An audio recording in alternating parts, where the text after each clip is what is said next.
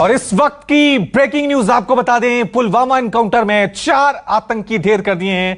Pulwama encounter में एक जवान शहीद हुआ है और 2 घायल हुए हैं। इलाके में इस एनकाउंटर के बाद सर्च ऑपरेशन जारी कर दिया गया है। तो यहां पर बड़ी कामयाबी पुलवामा एनकाउंटर में सुरक्षा बलों को मिली है। 4 आतंकियों को सुरक्षा बलों ने ढेर कर दिया है।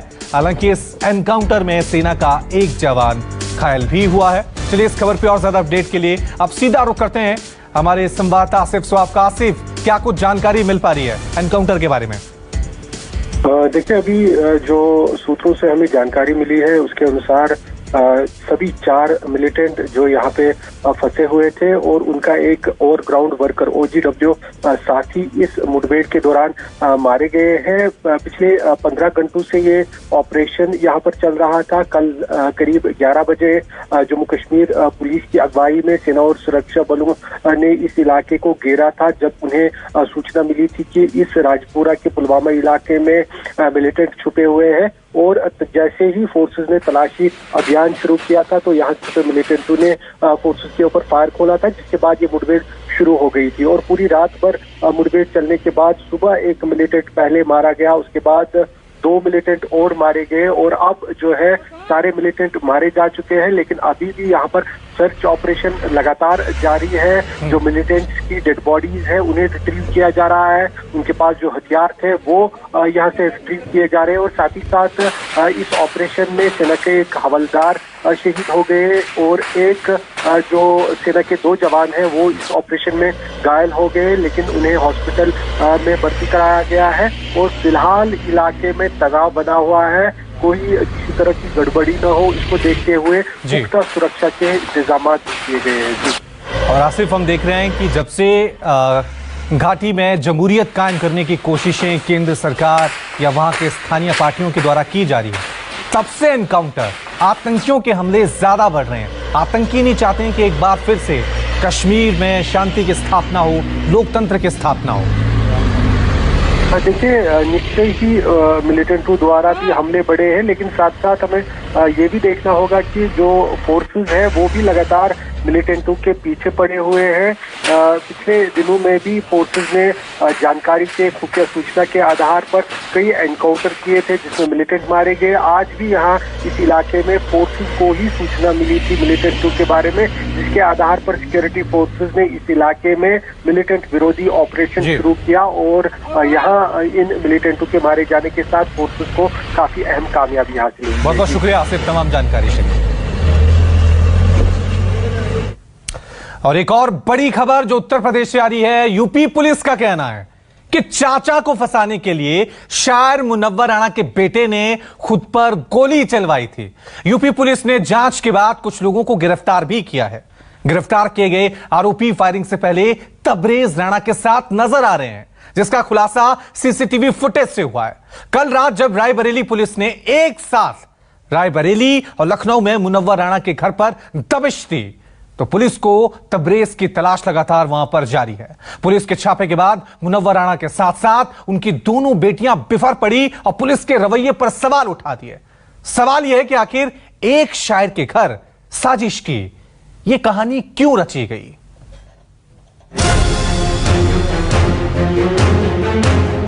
मशहूर शायर मुनव्वर राणा का बेटा तबरेज राणा, मुनव्वर राणा की बेटी फौजिया राणा, मुनव्वर राणा का भाई और तबरेज का चाचा इस्माइल राणा, ये वो राणा परिवार है जिसका झगड़ा सड़कों पर आ गया है।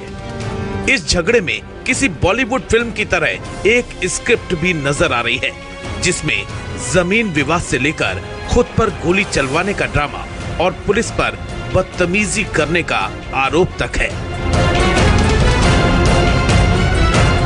कल रात लखनऊ और रायबरेली में यूपी पुलिस ने मुनव्वर राणा के घर पर दबिश दी। यूपी पुलिस को मुनव्वर राणा के बेटे तबरेज राणा की तलाश है। तबरेज पर आरोप है कि उन्होंने शूटरों से खुद पर गोली चलवाई और फिर झूठा मुकदमा दर्ज करवाया। इसी सिलसिले में यूपी पुलिस मुनव्वर राणा के घर तबरेज को ढूंढने पहुंच गई थी। तबरेज फरार चल रहे हैं। पुलिस की दबिश के बाद मुनव्वर राणा के साथ साथ उनकी बेटी फौजिया राणा का एक वीडियो सामने आया है। वीडियो में मुनव्वर राणा की बेटी भावुक होकर अपील कर रही है और यूपी पुलिस पर सवाल भी खड़े कर रही है। वहीं मुनव्वर राणा ने पुलिस की इस कार्रवाई को बिकरू कांड से भी जोड़ दिया। हम लोगों को बहुत परेशान किया जा रहा है, मेरे बीमार पापा को परेशान किया जा रहा है। ये प्रशासन बदला ले रही है मेरे पापा से और हम लोगों को इस तरह से परेशान किया। मेरी माँ बहुत पर्दे नशीन खातून है, इस तरह से पूरी फोर्स मेरे घर में घुस गई, बेडरूम तक चली गई। प्लीज आप सब जो भी ये वीडियो देखे हमें सपोर्ट कीजिए। पूरी सफेद गुंडागर्दी पूरे घर में इधर उधर पूरा रास्ते रोक दिए, ना मीडिया को आने दिया ना वकीलों को आने दिया। सरासर गुंडागर्दी है साहब। ये तो मुनव्वर राणा इस बिकरू कांड। तो ठीक है, इनमें से कोई मुझे मार भी देता और न भी मारे तो जिन हालात में मैं हूँ मैं मर जाऊंगा मैं। लेकिन अगर मैं मर जाऊं तो ये जो पुलिस वाले सब आए थे उसमें सब एक्यूज होंगे। पुलिस तो एक नाम की एक कोई औरत थी, लेकिन सब गुंडागर्दी कर रहे थे। एक तरफ जहां मुनव्वर राणा पुलिस के रवैये पर सवाल खड़े कर रहे हैं, वहीं यूपी पुलिस का कहना है कि छापेमारी के दौरान ऐसा कुछ नहीं हुआ। मुनव्वर राणा के बेटे ने खुद पर शूटरों से गोली चलवाई थी। इसी सिलसिले में पुलिस को तबरेज की तलाश है। सीसीटीवी फुटेज और आसपास के लोगों से पूछताछ और अन्य अपराधियों से पूछताछ की गई, जिसके क्रम में यह बात संज्ञान में आई कि तबरेज ने अपनी पैतृक संपत्ति जितना कि इनका हिस्सा है उससे कुछ अधिक बेच दी थी, जिससे कि इनके चाचा लोग को जानकारी मिल गई थी। उसके आधार पर उन लोगों ने आपत्ति जाहिर की थी। इसको लेकर तबरेज भी परेशान था और उसके द्वारा यह योजना बनाई गई कि यदि मुझ पर फायरिंग हो जाती है तो ये अपने चाचाओं को इसमें फंसा देगा और वो लोग पीछे हट जाएंगे। रायबरेली पुलिस ने सीसीटीवी फुटेज के सहारे मामले की जांच शुरू की। मुनव्वर राणा के बेटे तबरेज राणा पर दिन दहाड़े बाइक सवार बदमाशों ने फायरिंग कर दी थी।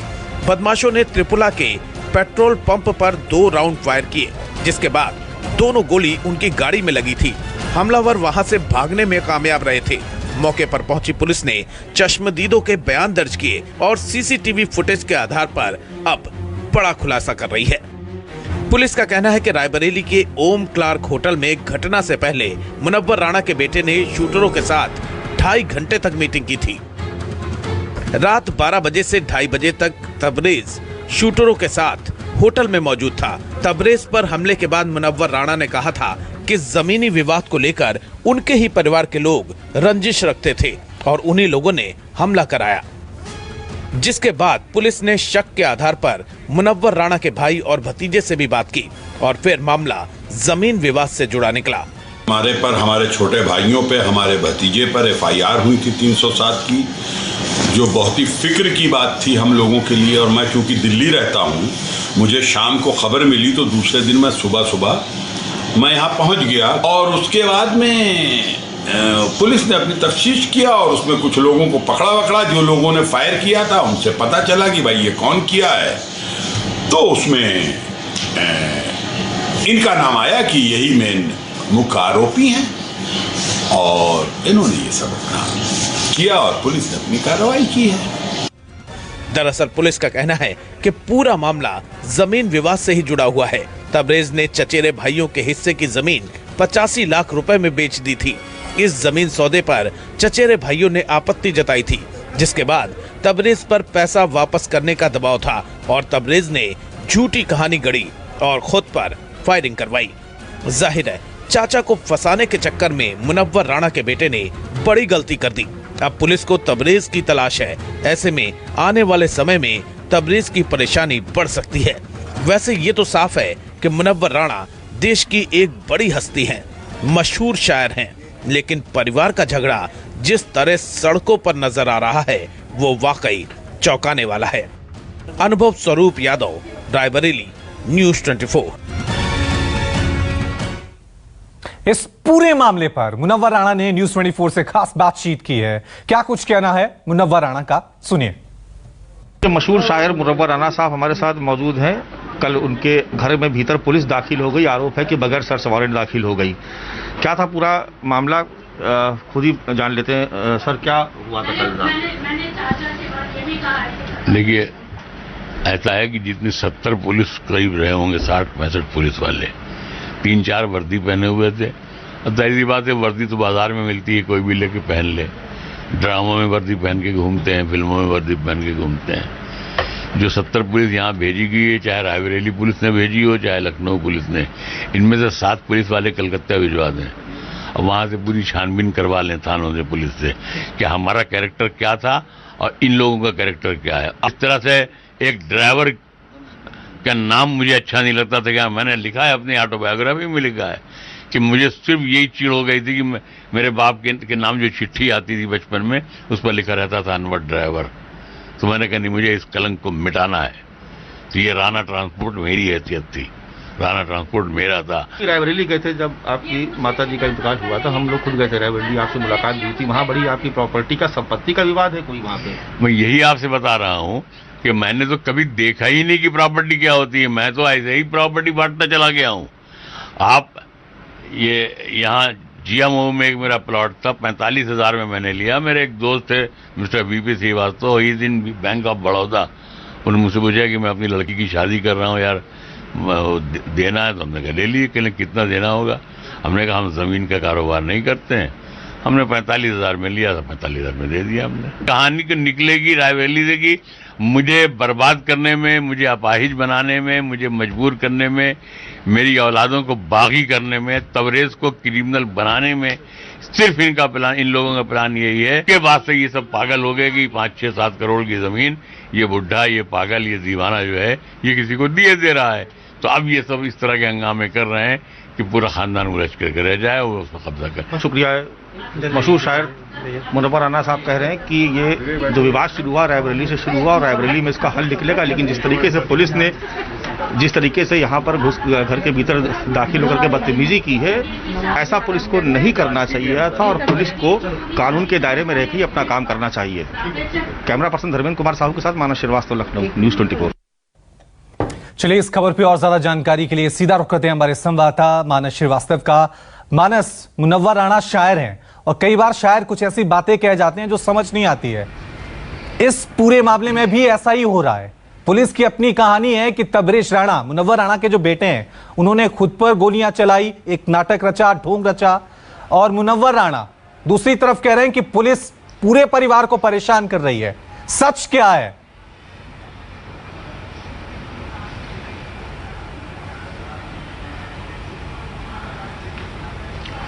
देखिए, सच तो पूरी तरीके से जांच होने के बाद ही सामने आ पाएगा, लेकिन फौरी तौर पर जो पुलिस की रिपोर्ट है उसके मुताबिक जो तबरेज मुनव्वर राणा के जो बेटे हैं उन्होंने खुद पर गोलियां चलवाई और संपत्ति का विवाद था, उसको लेकर के ही ये पूरी कहानी रची गई, ऐसा पुलिस का कहना। हालांकि मुनव्वर राणा इससे इत्तेफाक नहीं रखते हैं। देखिए, एक बात जो बिल्कुल बहुत साफ है कि वहाँ पर जो रायबरेली, जहाँ पर जायस और अमेठी के बीच में एक जगह पड़ती है रायबरेली, जहाँ पर मुनव्वर राणा का पुराना आवास है, वो उनका पैतृक आवास है।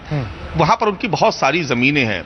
कुछ दिनों पहले जब अयोध्या का विवाद जब सुलझ गया था और जब बाबरी मस्जिद के लिए जमीन खोजी जा रही थी, उस वक्त मुनव्वर राणा ने प्रधानमंत्री को एक खत लिख करके ये अपील की थी कि उनके पास बहुत सारी जमीनें हैं, वो सरकार को देना चाहते हैं, वहां पर बाबरी मस्जिद बनवा दी जाए। अब मुनव्वर राणा कह रहे हैं कि जिस दिन से उन्होंने वो खत लिखा, क्योंकि वो जमीन बेशकीमती थी, उस दिन से परिवार में तमाम तरीके के विवाद शुरू हो गए। उनका ये भी कहना है कि जो भी संपत्ति बनाई वो उन्होंने बनाई, क्योंकि राणा ट्रांसपोर्ट, आपको मैं बता दूं कि मुनव्वर राणा शायर तो है ही, लेकिन उनका एक बहुत बड़ा ट्रांसपोर्ट का बिजनेस बहुत जमाने पहले से यहाँ पर चलता है, लखनऊ और आसपास के इलाकों में। तो उनका कहना है कि राणा ट्रांसपोर्ट, जिससे उन्होंने बहुत पैसा कमाया, वो उनकी बनाई हुई संपत्ति है, उसमें उनके भाइयों का कोई हक नहीं है। तो एक बात तो मोटी समझ में आती है कि ये विवाद पूरा संपत्ति का है, और वैसी संपत्ति जो रायबरेली में जो पैतृक उनका आवास है, जो गांव में उनका, वहां पर है। अब यहाँ पर दूसरा सवाल ये उठता है कि वो संपत्ति पर मालिकाना हक किसका है। ये आरोप तबरेज पे है कि उन्होंने अपने चाचा की संपत्ति को बेच दिया और उससे जब पैसे मांगे गए, विवाद हुआ, तब ये पूरी कहानी रची गई। लेकिन अभी भी मुनव्वर राणा, उनका परिवार इस बात से इनकार कर रहा है, कह रहा है कि उनसे जाति दुश्मनी निकाली जा रही है, उनको प्रताड़ित किया जा रहा है। जो तरीका होना चाहिए पुलिस को लेकर सामने आई है, जिसमें साफ तौर से कहा जा रहा है कि मुनव्वर राणा के बेटे तबरेज राणा जो हैं वो झूठ बोल रहे हैं, खुद पर उन्होंने गोलियां चलवाई हैं। और उधर मुनव्वर राणा अपनी शायरी में कह रहे हैं कि मुझ पर पुलिस जो है तंग कर रही है, दबिश डाल रही है। बहुत बहुत शुक्रिया मानस तमाम जानकारी के लिए। और इस वक्त की एक और बड़ी खबर आपको बता दें जो बंगाल से आ रही है। बंगाल में विधानसभा सत्र के दौरान हंगामा हो गया है। राज्यपाल के अभिभाषण पर टीएमसी का हंगामा, बिना अभिभाषण के सदन से बाहर निकले राज्यपाल। पश्चिम बंगाल विधानसभा सत्र के दौरान जमकर हंगामा हुआ है। टीएमसी विधायकों ने वहां पर जोरदार हंगामा किया। यही वजह रही कि बिना अभिभाषण के राज्यपाल सदन से बाहर चले गए। तो राज्यपाल और सरकार के बीच विवाद खत्म होने का नाम नहीं ले रहा है। आज विधानसभा सदन की शुरुआत हुई थी जिसमें राज्यपाल का अभिभाषण होना था, लेकिन वहां पर टीएमसी के तमाम नेताओं ने वहां पर जोरदार हंगामा किया और उसके बाद बिना अभिभाषण के ही राज्यपाल सदन से बाहर आ गए। चलिए इस खबर पे और ज्यादा जानकारी के लिए सीधा रुख करते हैं हमारे संवाददाता मनोज पांडे का। मनोज, राज्यपाल और सरकार के बीच विवाद खत्म होने का नाम नहीं ले रहा है। आज भी बिना अभिभाषण के सदन से बाहर निकल गए राज्यपाल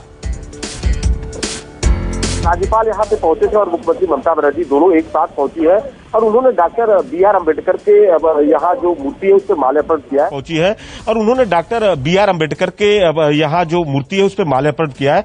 माल्यार्पण करने के बाद जो विधानसभा के अंदर पहुंचे हैं वहां पे जिस तरह से देखे कि जो बीजेपी के विधायक थे वहां पे जय श्री राम के नारे लगा रहे थे और उसके बाद राज्यपाल ने जो अपना अभिभाषण शुरू किया था उसके बाद उन्होंने अपना अभिभाषण को बंद किया और सीधा विधानसभा के बाहर निकल पाए। और जब निकलने के समय थे तो वहां पे टीएमसी के जो विधायक थे उन्होंने भी जय बंगला के नारे लगाना शुरू कर दिए। तो कह सकते हैं कि दोनों पक्षों की तरफ से एक तरफ से जय श्री राम के नारे और दूसरी तरफ से जय बंगला के नारे लग रहे थे। और हमारे साथ में जो टीएमसी के विधायक इद्रिस दा है, हम इन्हीं से जानते हैं ये विधानसभा के अंदर सत्र चल रहा था।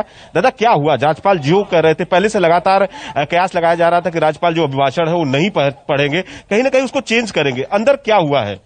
मेरा ख्याल से गॉटअप था, बीजेपी से ऑनरेबल गवर्नर से गॉटअप था। पहले जब शुरू किए उस टाइम ये लोग शुरू कर दिए जय श्री राम जय श्री राम जय श्री राम। हम लोग लास्ट में भी हम लोग भी जय बांग्ला बोला, लेकिन डिफरेंस है जय बांग्ला बांग्ला का स्लोगन और जय Shri Ram religious slogan. Religious slogan कोई दिया जाता है। अभिभाषण शुरू किया था दादा, अब गए अंदर उसके बाहर ही निकल आए? नहीं, शुरू किया था, थोड़ा शुरू किया, लेकिन इतना चिल्ली क्या जय श्री राम बोल के कुछ पिक्चर भी दिखाने लगा, ऑयल में चला गया। What is this? बीजेपी ये क्या बीजेपी के क्या कारनामा है?